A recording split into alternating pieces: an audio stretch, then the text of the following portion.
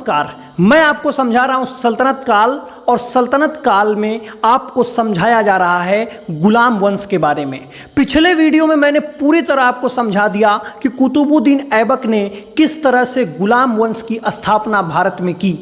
भारत में गुलाम वंश की स्थापना कुतुबुद्दीन ऐबक ने की, और वही कुतुबुद्दीन ऐबक 1210 में घोड़े से गिर करके चौगान खेलते समय मुल्के अदम पहुंच गया, यानी कि मर गया।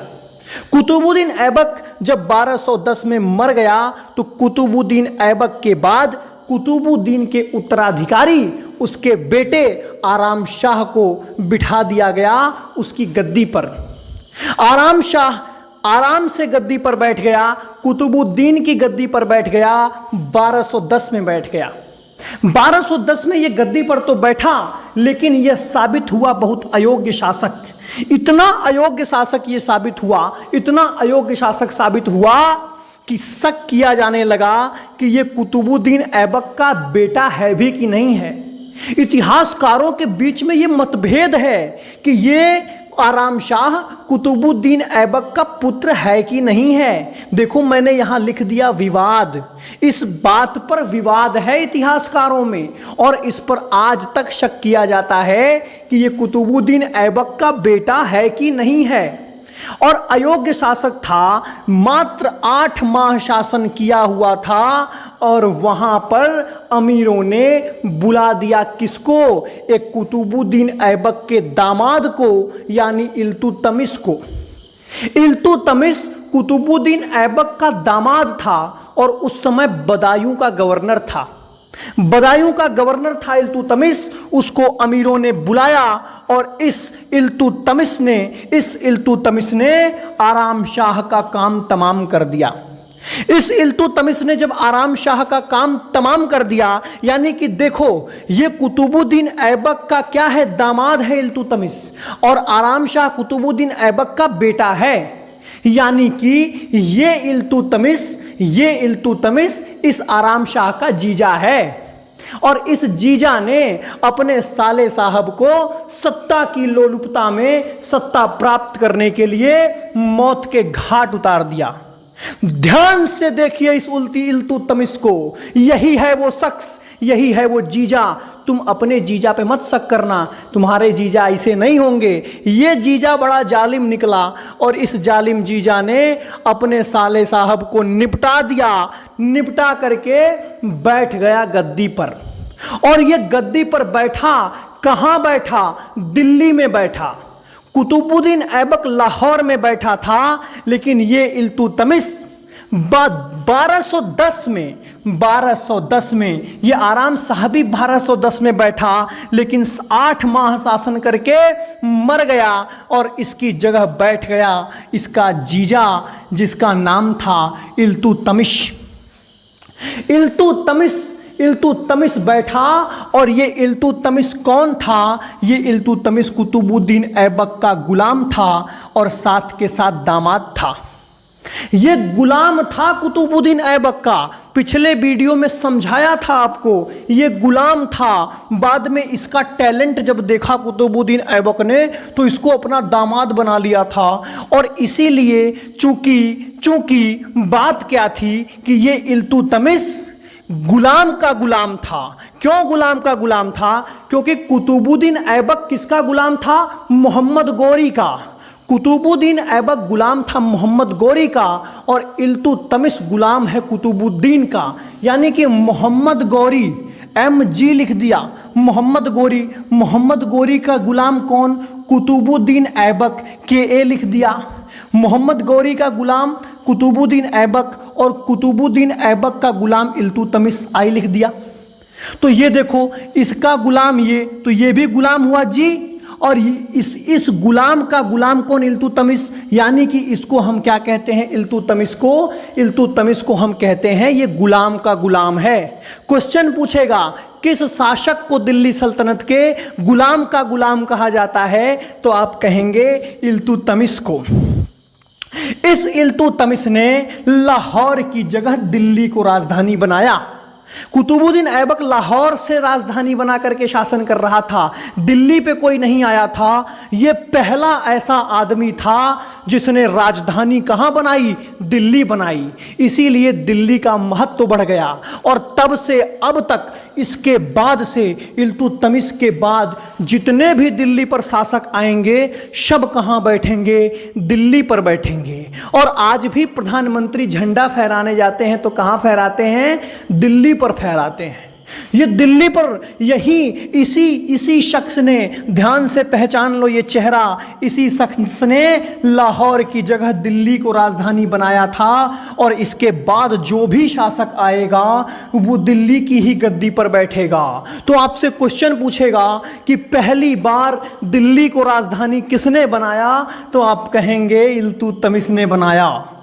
इल्तुतमिश ने बनाया और इल्तुतमिश को ही दिल्ली सल्तनत का वास्तविक संस्थापक कहा जाता है। बहुत बड़ी बात है ये। दिल्ली सल्तनत का वास्तविक संस्थापक कहा जाता है इल्तुतमिश को। आप कहेंगे कि दिल्ली सल्तनत तो 1206 से ही शुरू हो गई थी, लेकिन इल्तुतमिश तो 1210 में गद्दी पर बैठ रहा है, फिर क्यों इसको वास्तविक संस्थापक कहा जा रहा है? क्योंकि दिल्ली सल्तनत बनी लेकिन उतना सुदृढ़ प्रशासन बन नहीं पाया था। कुतुबुद्दीन ऐबक लाहौर से शासन कर रहा था लेकिन उतना सुदृढ़ प्रशासन नहीं बना पाया था। ये इल्तुतमिश आया और इसने प्रशासन को बहुत सुदृढ़ बना दिया, इतना सुदृढ़ कर दिया कि इसी को कहा जाता है क्या? दिल्ली सल्तनत का वास्तविक संस्थापक। वास्तविक संस्थापक क्यों कहा जाता है? क्योंकि इसके लिए मैं गिनाऊंगा इसके 4 काम। इसने 4 काम ऐसे किए कि प्रशासन को एकदम सुदृढ़ कर दिया। कौन सा काम किया? दिल्ली की गद्दी पर बैठते ही पहला काम इसने किया, अमीरों का दमन। अमीरों का दमन किया। जो दिल्ली के अमीर थे, बहुत ज़्यादा उड़ रहे थे, सोच रहे थे कि मैं डिसाइड करूंगा कौन किंग बनेगा, कौन गद्दी से उतरेगा, उनका दमन कर दिया, उनको ठंडा कर दिया। बंगाल के विद्रोह का दमन किया। उस समय जो बंगाल में विद्रोह फूट रहा था भारत के पूर्वी हिस्से में, उसको भी कुचल डाला इल्तुतमिश ने। उसके बाद इसने दमन किया कुबाचा का और दमन किया यल्दौज का। ये यल्दौज कौन है? ये यल्दौज कुतुबुद्दीन ऐबक का ससुर है। ये कुबाचा कौन है? ये कुबाचा कुतुबुद्दीन ऐबक का बहनोई है। इसने कुतुबुद्दीन ऐबक के बहनोई को ठंडा किया।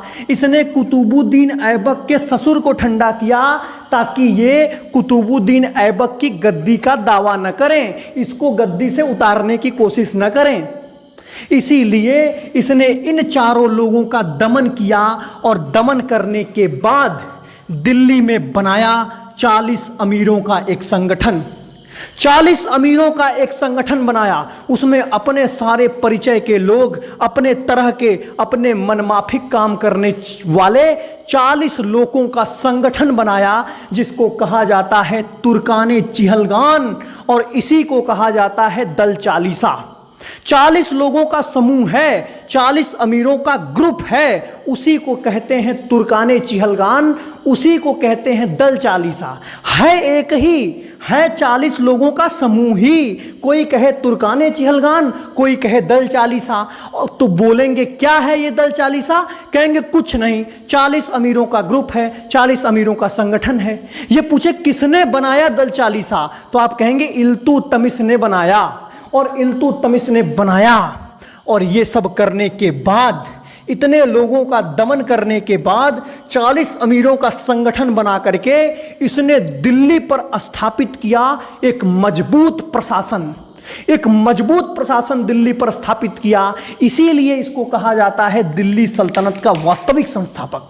दिल्ली सल्तनत का वास्तविक संस्थापक है ये। और जब ये सब काम इसने किया तो खलीफा खुश हुआ। खलीफा कौन है? खलीफा खुश हुआ। ये खलीफा कौन था? ये खलीफा इस्लामिक जगत का सबसे बड़ा अधिकारी था, सबसे बड़ा नेता था। तो इस्लामिक जगत का सबसे बड़ा नेता खलीफा जब खुश हुआ तो इस इल्तुतमिश को खलीफा ने दी सुल्तान आजम की उपाधि। सुल्तान आजम की उपाधि दिल्ली दी और ये दिल्ली का पहला प्रथम वैधानिक सुल्तान बना इल्तुतमिश। प्रथम वैधानिक सुल्तान। तो पूछे आपसे कि दिल्ली सल्तनत का, दिल्ली का प्रथम आदमी, पहला आदमी जिसको खलीफा से सुल्तान की उपाधि मिली वो कौन है? तो आप कहेंगे वो इल्तुतमिश है। क्वेश्चन में फंसाता है कभी कभी।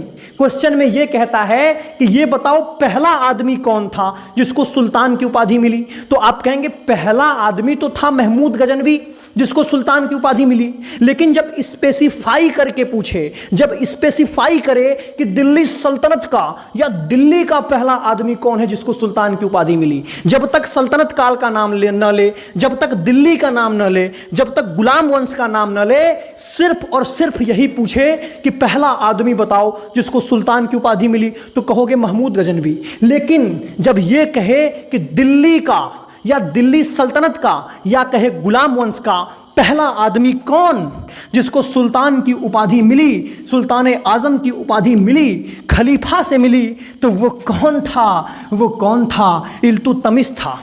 इसके पहले कुतुबुद्दीन ऐबक था, लेकिन न उसने अपने नाम के सिक्के चलवाए, न खुतबा पढ़वाया, न सुल्तान की उपाधि धारण की। यही पहला आदमी जिसने सुल्तान की उपाधि धारण की। खलीफा ने इसके लिए खिलअत भेजा था। खिलअत, आप पूछेंगे खिलअत क्या होता है? तो खिलअत का मतलब एक सम्मान सूचक वस्त्र। खलीफा ने कपड़ा भेजा कि लो बेटा इल्तुतमिश पहनो, तुमने शानदार काम किया है, लो पहनो और पहन करके बन जाओ दिल्ली के सुल्तान हमारी तरफ से। तो खलीफा जब किसी को भेजता था ना सुल्तान बनने के लिए, सुल्तान पद प्राप्त करने का सर्टिफिकेट जब खलीफा देता था तो ये खिलअत भेजता था। खिलअत, अब तो ज्वाइनिंग लेटर आता है ना, उसी तरह ये खिलअत आती थी। खिलवत भेजा और खिलवत भेज करके खलीफा ने यह सिद्ध किया, यह सर्टिफिकेट दिया किसको? इल्तुतमिश को, दिल्ली का सुल्तान बनने के लिए। यह सब प्राप्त करके जब इल्तुतमिश दिल्ली की गद्दी का पहला वैधानिक सुल्तान बना और 40 अमीरों का संगठन बना करके शासन करना शुरू किया, तो आगे इसने क्या क्या किया आइए देखते हैं। ये देखिए, यह कर लेने के बाद जो मैंने अभी समझा दिया आपको, उसने एक प्रशासन की सुदृढ़ व्यवस्था बनाने के लिए, प्रशासन को ठीक ढंग से चलाने के लिए एक प्रणाली बनाई जिसको कहते हैं इक्ता प्रणाली। इक्ता प्रणाली उस प्रणाली का नाम है। आप कहेंगे ढंग से समझ में नहीं आया, ये इक्ता प्रणाली से कैसे प्रशासन चलेगा? तो मैं बताता हूं कैसे चलेगा। देखो, ये इक्ता प्रणाली क्या है?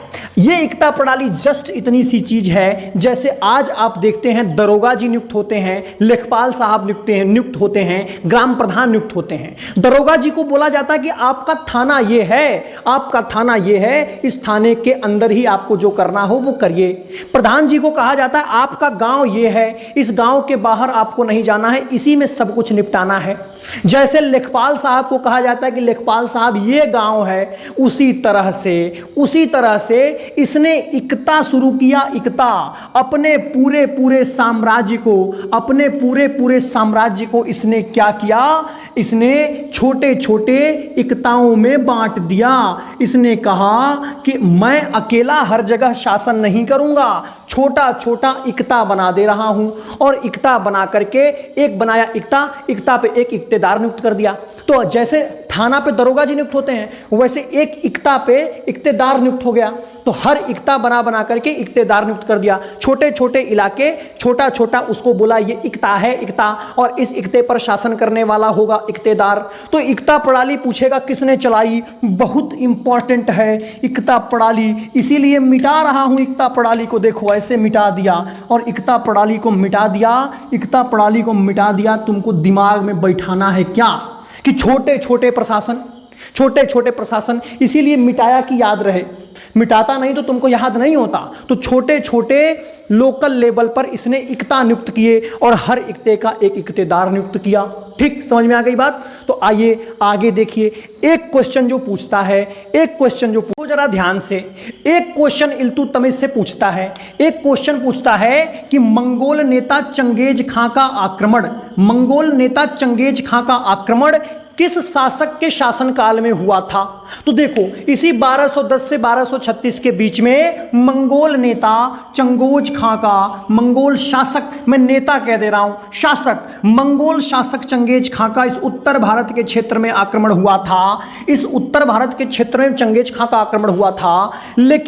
लेकिन इस चंगेज खां के आक्रमण ने भारत की राजनीतिक स्थिति में कोई असर नहीं डाला।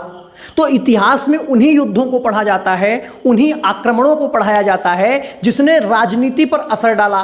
कोई चुनाव लड़ा, कोई युद्ध लड़ा, कोई असर ही नहीं पड़ा राजनीति पर, जमानत जब्त टाइप की स्थिति है। तो इसने जो आक्रमण किया मंगोल शासक चंगेज खां ने, भारत की राजनीतिक स्थिति उससे नहीं बदली। इसीलिए इसके आक्रमण को डिटेल पढ़ाने की कोई जरूरत ही नहीं है। जब राजनीतिक स्थिति पर असर नहीं डाल रहा है तो मैं डिटेल क्यों पढ़ाऊं।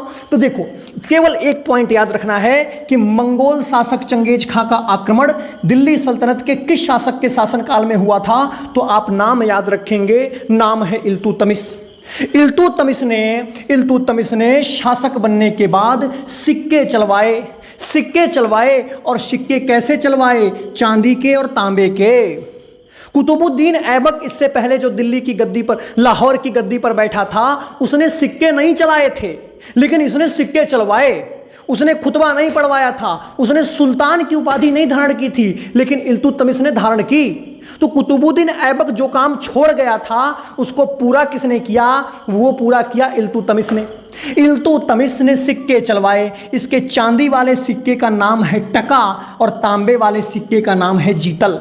तो चांदी का टका और तांबे का जीतल, चांदी का टका और तांबे का जीतल किसने चलवाया, इल्तुतमिश ने चलवाया। खूब जोर जोर से बोलिए, चांदी का टका तांबे का जीतल, चांदी का टका तांबे का जीतल। इतना मत बोलिए, आराम से रहिए। चांदी का टका और तांबे का जीतल इल्तुतमिश ने चलवाया। इल्तुतमिश ने कुतुब मीनार का काम पूरा करवाया। कुतुब मीनार की नींव किसने डाली, कुतुब मीनार की नींव डाली थी कुतुबुद्दीन ऐबक ने।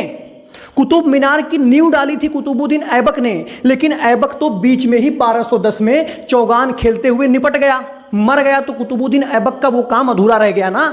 कुतुब मीनार की नींव डाल दी थी किसने, कुतुबुद्दीन ऐबक ने, लेकिन पूरा किसने करवाया, इल्तुतमिश ने। तो क्वेश्चन पूछे तो सावधान कि कुतुब मीनार की नींव तो कुतुबुद्दीन ऐबक, कुतुब मीनार का काम पूरा तो इल्तुतमिश। ठीक है, समझ में आ गया।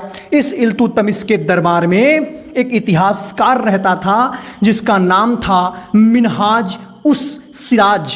नाम था इसका मिनहाज उस सिराज। नाम याद रखना है, पूछता है क्वेश्चन कि इल्तुतमिश के दरबार में कौन सा इतिहासकार रहता था, तो नाम था उसका मिनहाज उस सिराज। 3-4 बार बोलिए, नाम याद हो जाएगा। और इसने किताब एक लिखी जिसको कहते हैं तबकाते नासिरी। किताब का नाम है तबकाते नासिरी। लिखा किसने, मिनहाज उस सिराज। और इस किताब से जानकारी क्या मिलती है, तो इस किताब से जानकारी मिलती है मध्यकालीन भारत के इतिहास की।